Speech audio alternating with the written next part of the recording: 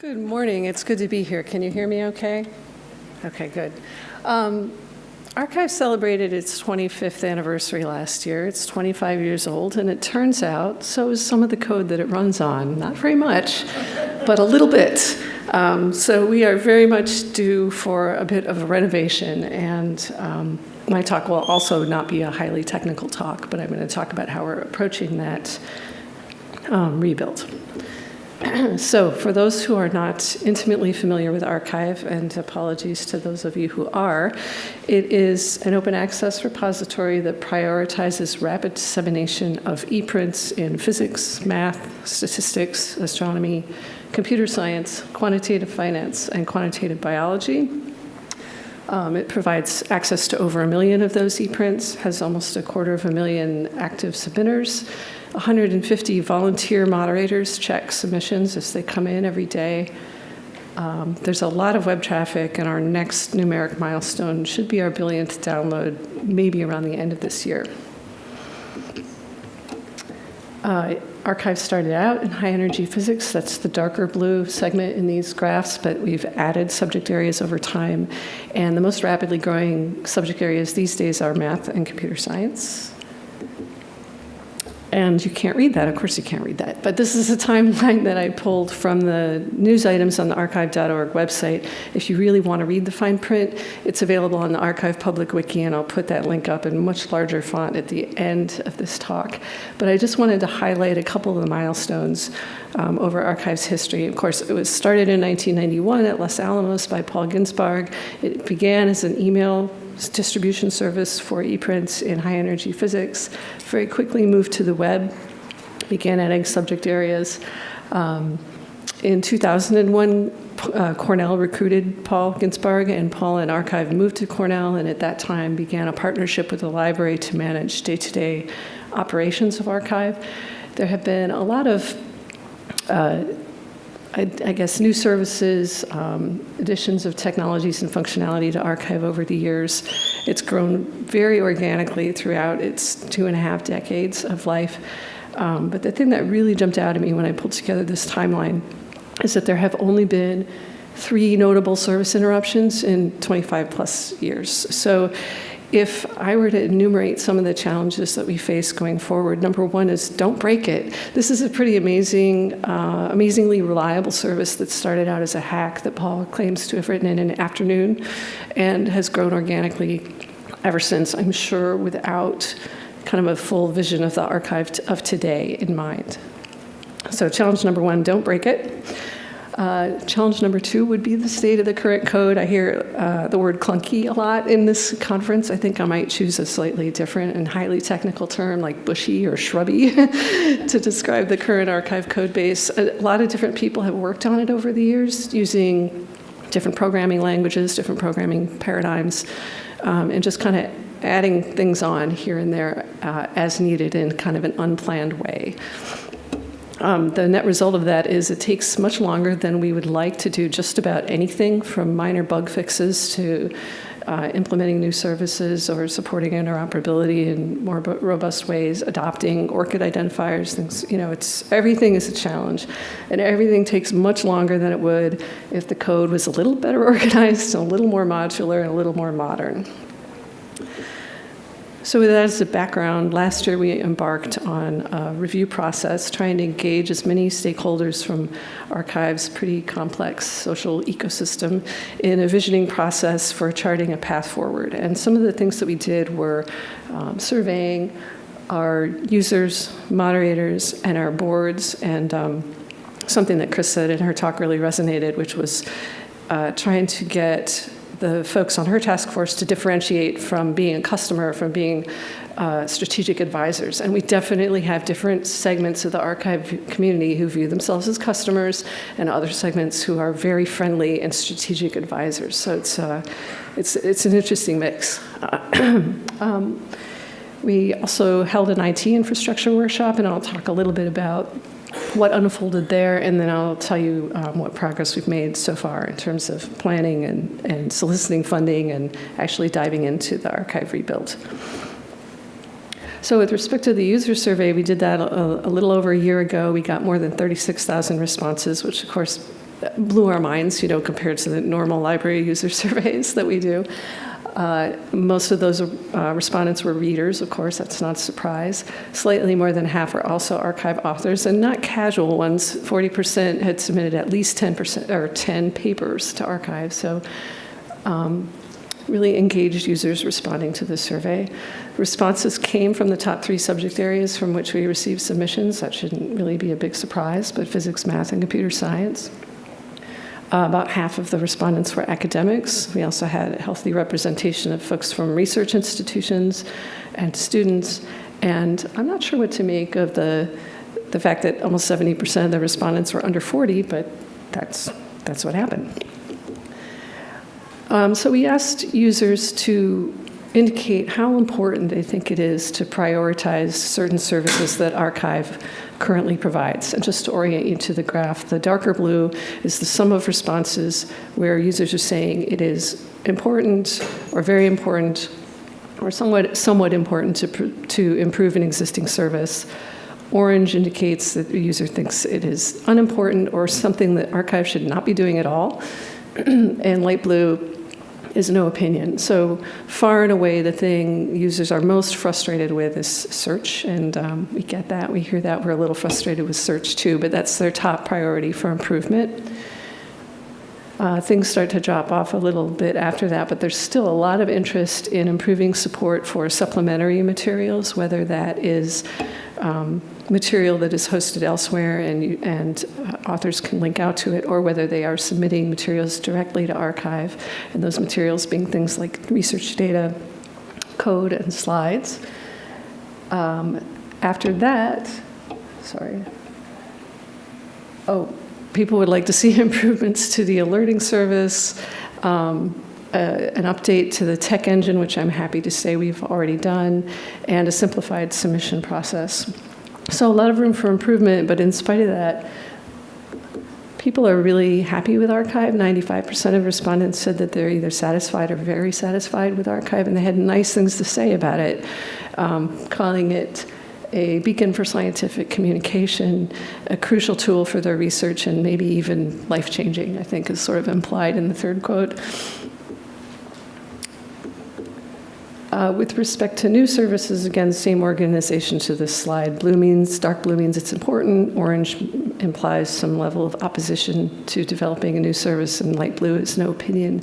Far and away, well, maybe not far and away, not like search, but the most important thing people want to see is reference abstraction and linking, so being able to click on a reference in a paper and get taken directly to the paper that is being cited. After that, there's interest in tools to support citation, extraction, and analysis. And then we start to see things drop off a little bit with somewhat less interest in simultaneous submission to repositories or journals, and maybe even like a little growing opposition to that in the size of the orange bar. And sort of least, I guess most polarizing of all the new services arXiv could take on are interactive tools for readers to support annotation and rating of papers. So there's some interest in new services, and yet, real reservations about change. In free text comments, respondents caution us against adding too many services and encourage us to focus on arXiv's core functionality. And there were several very strongly worded statements that arXiv is not a social platform and should not become one. So I think this takes us to our third challenge, which is maybe one of the most interesting ones to me. Who here knows the new Coke story? Americans of a certain age will remember in the mid-1980s, Coca-Cola's market share beginning to slip. They developed a new formula that they taste tested extensively. They were certain they had a winning formula in hand, and they introduced a new product, and it was an absolute bomb. It turns out Coke consumers were pretty wedded to their now classic formula, and Coke ended up dropping the new formula and reintroducing Coke Classic.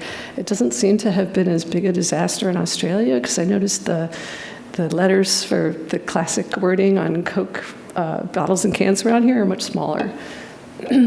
Anyway, I think we're kind of in a similar situation with arXiv. We have people expressing interest in something new, and expressing real reservations about too much change, which I think is pretty nicely summed up in this tweet from a conference earlier this month that reads, "Deliciously old-fashioned, please keep it that way." So to me, that's one of the most interesting challenges that we are facing. Just a couple highlights from the moderator survey. The way we asked questions was a little bit different from the user survey. In this case, moderators were asked to rank their priority for development of certain features, some existing, some yet to be created. And more dark blue means that something is more highly ranked. So if you can sort of squint at the slide, you'll see more dark blue for search, for the classifier, and for user history. So I just wanted to point out that moderators also rate as important improvements to search. The classifier is a tool that Paul Gensbarg developed that uses natural language processing to automatically suggest categories for articles. That's something moderators spend a fair amount of time assigning and reassigning articles to the right category. And then they're also interested in seeing a user's history as they evaluate submissions. Okay, we also held an IT infrastructure workshop around this time, and we invited colleagues from NIST, from Inspire, from the Digital Public Library of America, from the Astrophysics Data System, from Oxford. I'm probably leaving a couple people out, but we also included Cornell's CIO, members of the arXiv and library leadership teams. Gave them a ton of background information on arXiv's architecture and the history of its development, kind of a description of the system of systems that is the current arXiv and how people interact with those systems, even a bit of a gap analysis on staff knowledge and expertise with the various systems and technologies that comprise arXiv, and then asked them to consider with us a handful of very general approaches to rebuilding arXiv, and I'll try to give you a flavor of how that conversation unfolded over a day and a half. The first two scenarios we asked the group to consider were do nothing, which wasn't really seriously considered, because if it was, we wouldn't have had to embark on this entire planning process. We also did not spend much time talking about an incremental rebuild of the arXiv system in place. People viewed that as being too inflexible. People were concerned about path dependencies that could strain the choices that we could make going forward. So we dispensed with those two scenarios pretty quickly. The rest of the scenarios that we asked people to consider all have in common continuing to run the arXiv system in production as it is, building a new system alongside it, and then eventually synchronizing the two and migrating from one to the other. And those scenarios share a set of pros and cons that I'll touch on as I go through them. The first and most appealing, if it were practical, would be to just simply adopt a similar existing system and move into it. So sources of a system might include journal publishing platforms or fully featured repository platforms. We know of no such system that would do what we need arXiv to do. It has some fairly distinctive administration and moderation processes that simply don't exist anywhere else. So we let that one go. A complete rewrite, developing a bespoke system that does exactly what we want, of course, is appealing, potentially the most costly alternative on the table, if you think about the amount of effort that would be required to develop that system. And at this point, we also, I think, started to get a flavor of some of the risks that go along with this set of strategies, the 4 bracketed strategies here. One of them being that if we build a new system from the ground up, we don't have very many early and midpoint checkpoints where we could really understand whether we were on the right track and bail out and redirect our effort in a different direction. And we'd actually been there once before when we attempted to migrate to an early version of Invenio a few years ago, and we spent a year working on that and ended up backing out of that. So that was quite a lot of effort that didn't really advance us. So So I think some reservations started to emerge around this bucket of strategies, but there are a couple more. And one is adopting a generic open source software stack or framework, so Invenio being one of those, but other options being things like Semvera or maybe Open Science Framework preprints service. And again, I think there's some skepticism as to whether or not any of these things would do what we want. And then just kind of an interesting side conversation, not necessarily a decision point for us, but each of these platforms is embedded in a very different community. Of course, Semvera is very intimately tied to the library community. Invenio is closely wed to physical sciences and scholarly communication practices there. And it was just interesting to think about which community do we want to align with. Again, not a make or break kind of question, but one that we spent some time considering. And then the last option that we considered was a modular system assembled from diverse components, so picking best of breed components from any sources that make sense, loosely coupling them, and writing whatever code we need to insert in between. And in spite of the risks that I described with running the production system in parallel while we build the new one, not to mention human resource issues, I didn't mention that, but who wants to work on what is viewed as a dead-end system while you're building the new one? No small consideration for us. We ended up landing on the last strategy at the end of the workshop, but that is not the end of the story. That was almost a year ago, and since then, we have gotten a nice grant from the Sloan Foundation to embark on a planning process and phase 1 of the rebuild. And to kick that project off, I conducted 36 stakeholder interviews with just about every member of arXiv's member advisory board, almost everyone on the scientific advisory board. The folks who came to the IT workshop have agreed to continue with us as an IT advisory group, talk to all of them, talk to all the library staff and some of the library leadership. And of course, the team has been discussing this at great length. And from many different directions, we started to hear those reservations about that bucket of 4 scenarios, building 2 systems and having to migrate from one to the other. And actually, Paul Ginsberg was really skeptical of that as well and described his very strong preference for kind of a threading in approach, just weaving new code into the old code. It started to sound a little bit like that incremental rebuild. And the arXiv team started to favor something along those lines, maybe not a threading in approach, but compartmentalizing parts of the existing system and then rebuilding those one at a time. So here we are, back up, way up at the scenario that we dismissed in about 5 minutes a year ago. That has emerged as our preferred strategy. And at the same time, well, this is talking about conversations that have gone on over a year. Of course, arXiv has just continued to hum along as always, and development and fixes and improvements on the development side have continued. Like I said, we updated the tech engine. We had an interesting service interruption earlier this year. All that has continued. We did strike out in kind of a new direction by developing a new moderation user interface and API, which, without having in mind this kind of strategic decision about how to go about rebuilding arXiv, it turns out that was a good first experiment in exactly that approach of kind of biting off a chunk of the system, redeveloping that in a more modern way, and introducing it back into the production system. So we just released that a week or 2 ago, and it seems like a good, successful first experiment. So we had this convergence of, mulling over these strategies, doing this experiment on the side that we didn't know was an experiment that would support that decision, but that's what happened, and that's how we've kind of arrived at this point where we're ready to actually make more intentional statements about what we think we're doing going forward. So we have some ideas about the first things we want to tackle, and the characteristics of the first projects we want to tackle are that they be public-facing. We'd like them to be things users can see, whether those are readers or moderators or submitters. We are not really ready to take on the data model yet, so we want to tackle parts of the system that rely on secondary data products or cached data, doing as much development as we can in the cloud and as much in Python as we can.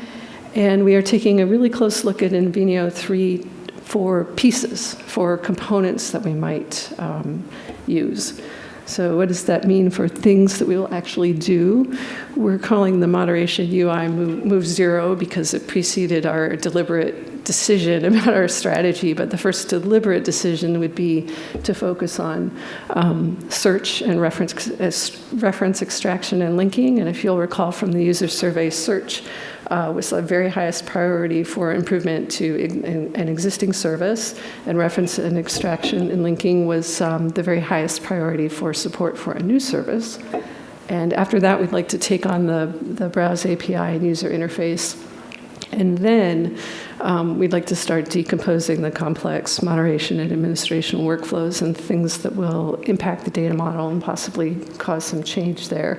And with that, we're actually really excited to be working with COCO, the Collaborative Knowledge Foundation, to bring them in for a couple design sessions where we will really try to decompose and rationalize some of those workflows that have also evolved pretty organically over time. So it's taken a while to arrive at this point, but I think it's safe to say that we're maybe a little more risk averse with big changes to arXiv than we are with other library projects, simply because of the scale. Nothing else we do in the library approaches this scale or this level of public engagement and high profile. So we think that it called for sort of extra care and thought in making these decisions. So that is where things stand. I'm going to acknowledge I didn't take all those pictures. And then at the top of this slide, if you're interested in arXiv news, we publish some on the public wiki. It's where you'll find the timeline. We are much more judicious about the news we post to arXiv.org, so the wiki's the place to go for more comprehensive news. And we're on Twitter, and I just want to acknowledge the work of everyone who is currently working on arXiv or has worked on it recently, because this is really the culmination of all their efforts. And of course, I have to acknowledge the financial support that we get from our member institutions, from the Simons Foundation for Operations, the Sloan Foundation for the Rebuild, and Cornell University Library for Operations. So that's what I have. We have time for questions? Okay.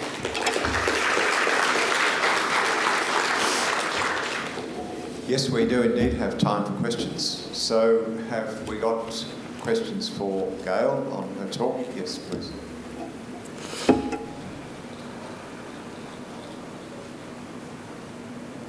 I think a lot of people would like to know, what's the time frame?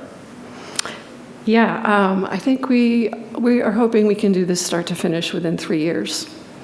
So right now we are 6 months into an 18-month grant from the Sloan Foundation, and with a couple more irons in the fire, I guess, for the next phase.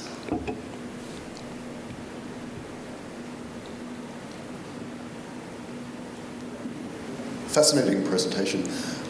We've experienced similar tensions when we test features with requirements with users, especially around search. But when we look at user behavior in our repositories, we discover that we get an enormous amount of horizontal engagement from Google search, resulting in landings on content. And that's actually the primary mode by which people discover and engage with the content, upwards of 80% of traffic. Did you look at user behavior as well when evaluating the priority of search, or is it a sort of a fundamentally different proposition within arXiv? So the prioritizing search, it's simply what users told us. It's a really common full text comment is, I can't even find my own papers in arXiv. So it's just what they told us. It would be interesting. I'm not sure what the main routes of entry are into arXiv overall.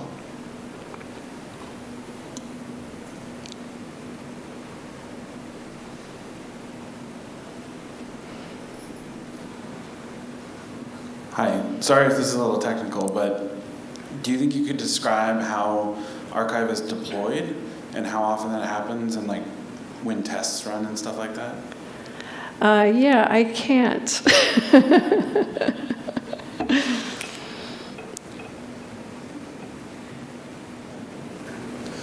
So you mentioned earlier when you were evaluating options, looking at some other technologies and preprint type technologies. And in the last 12 to 18 months, obviously, preprint servers have kind of blossomed to millions of them.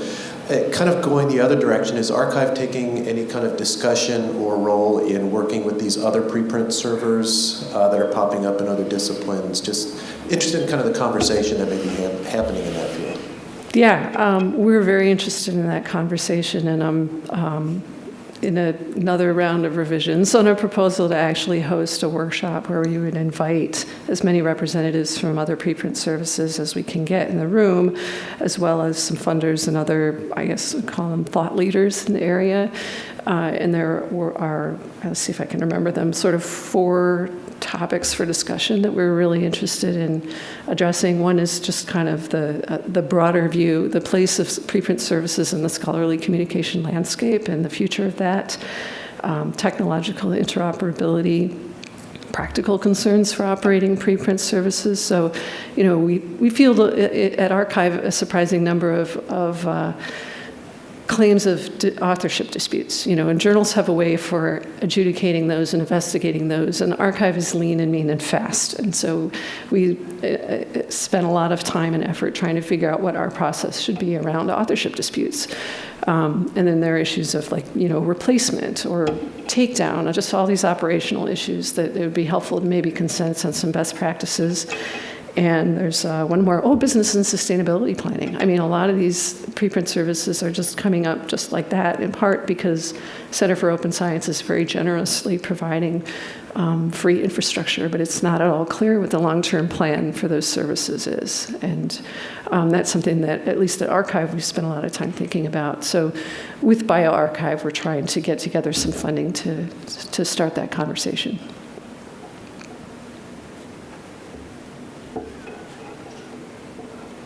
Any more? We have a few moments left, so if there are questions that people still have in mind that they might have addressed to previous speakers this morning we moved on from, feel free to ask those as well.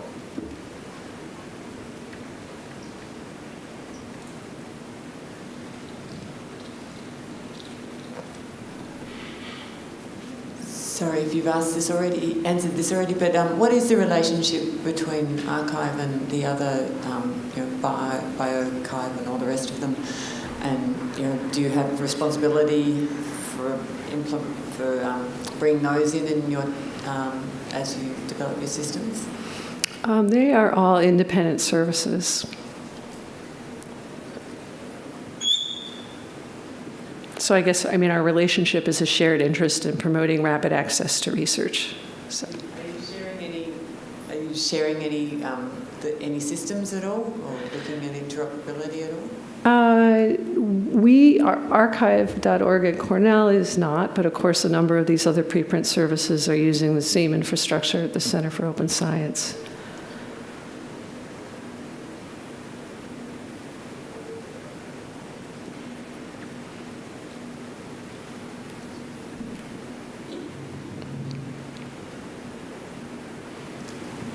I'm just wondering about communication with your huge user base. Knowing how many people responded to your survey and the, I guess, very divergent responses you had to some of your questions, and if you're considering some incremental approaches to implementing changes, how you are communicating back to your users your decision making and the changes that are coming. Yeah, that's partly the impetus for the public wiki, so we could post news there. But we had, in the survey, asked people if they would be willing to be contacted again going forward, and something like 13,000 people said yes. So we surveyed them again for what kind of contact they would welcome. Would they be interested in participating in remote usability testing? Would they be able to answer a 1 or 2 question poll? And from that, we've got a list of about 7,000 people that we can ask for things. And with the moderation UI, there are only 150 moderators, so that's a much smaller group, but we actually just ran a nice experiment in doing remote usability testing using web conferencing software, and that was really helpful for fine-tuning that application, and I think that's an approach we'll use going forward to engage users. So we're trying to kind of keep the news trickling out to keep people's attention, and we have this, army of people who are willing to answer questions. And I would really like to see us, put up 2 wireframes on the web and say, which one do you like better? Just kind of quickly asking and iterating and asking again. So we're not quite to the point of actually doing that, but that's what we plan to do. As a manager of a tiny repository and working in a very much a minnow of a university, I just want to thank you, and I want to thank Cornell. arXiv for us is an astonishing resource. I mean, it's like Wikipedia a little, and it's one of those marvels of the modern world. I'd also like to ask, what can we do as these minnows to help populate arXiv, and also how we can improve our interoperability as well, so that we can take advantage of this resource that you have so kindly built for us. Right, so I just had a quick conversation with we have a new lead architect, and we realized that we need to find a way to engage. We talked about ways to engage users and moderators, but we realized there's also this population of services and individuals, people who are consuming arXiv data or building applications on top of it that we also would like to engage. And so that's actually like something we're going to talk about as soon as I get back.